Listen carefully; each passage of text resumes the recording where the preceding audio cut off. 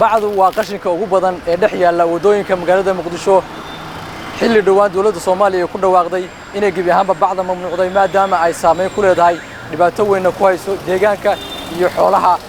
dawladda ayaa xaqiijisay inay soo saartay agab kale oo bacda ka duwan kaasi oo suuro gelinaya dadku inay ku qaataan adeegyada yar ee badanaa loo adeegsan jiray bacda balaastigga ee halka mar la isticmaalo.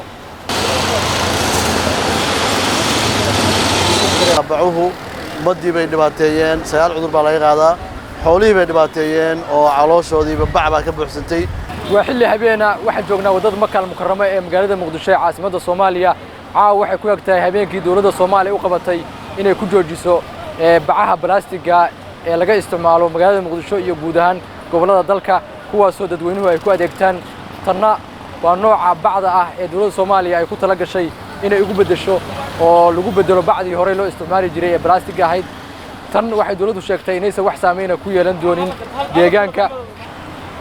hadda waxaan gudaha u geli doonaa mid ka mid ah ganacsiyada magaalada Muqdisho ku yaala kuwaasoo ganacsatadoodu ay u hoggaansameen inay dhaqan geliyaan awaamirtii dawladda Soomaaliya gaar ahaan wasaaradda deegaanka iyo isbeddelka cimilada taasi oo ku saabsanayd in la dhaqan geliyo isticmaalka bacda aan saameynta badan ku yeelan karin ama aan dhibaatada u geysan doonin deegaanka taasoo ka dhibaato iyo khatar yar tii hore loo isticmaali jiray ee balaastigga ahayd.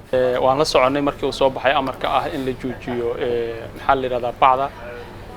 Ugbaad Mall waxa ay ka mid tahay ganacsiyadii ugu horreeyay ee u hoggaansamay amarkaas isaga ah. kadib markii aan baarnay halista ay bacdu leedahay dhibaatada deegaanka u geysan karto iyo maxaa la yiraahdaa in ay materialka ay ka samaysan tahay oo ah wax aan baaba'aynin oo kumanaan sano sii jira. marka haddii aan dhinacayga fiiriyo kaleeto waxaa ka mid ah maxaa la yiraahdaa tan oo aan u garanay inay noqon karto maxaa la yiraahdaa badiilkii bacda balaastigga ah ay noqon karto. marka waxa uu sameeyay si dambiishii la yaqaanay ama oo dhaqanka Soomaaliyeed aad iyo aad. marka anaga waa u hoggaansanay amarkaas ku guud ahaan waanaan dhaqan gelinay u hoggaansanay kaliya maaha waliba xilli hore. marka dadka oo talaabooyinka laga qaadi doono ma ka mid noqoteen mise ku hoggaansamay ma insha Allah ku hoggaansamay aan ka mid noqonay waana ka mid noqon doonaa mar walbana waa dawladda in loo hoggaansamo muhiim ah. howlwadeennada wasaaradda deegaanka iyo isbeddelka cimilada xukuumadda federaalka Soomaaliya ayaa ka howlan sidii ay u hirgelin lahaayeen badiilka bacdan taasi oo la sheegay inay ka faa'iido badan tahay kana khasaare yar tahay marka la eego dhanka deegaanka iyo xoolaha.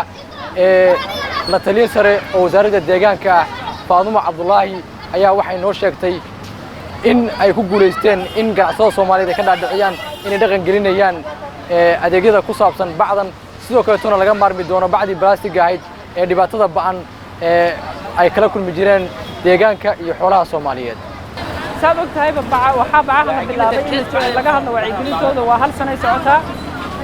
cid walba oo muwaadin Soomaaliyeed hadduu yahay ganacsade hadduu yahay shacab hadduu yahay dukaanle hadday tahay qudaarley qof maanta war ku seegan yahay ma laha qof walbana wuu og yahay maantana waa maalintii ugu dambeysay berrina waa maalinkay dhaqan galaysa.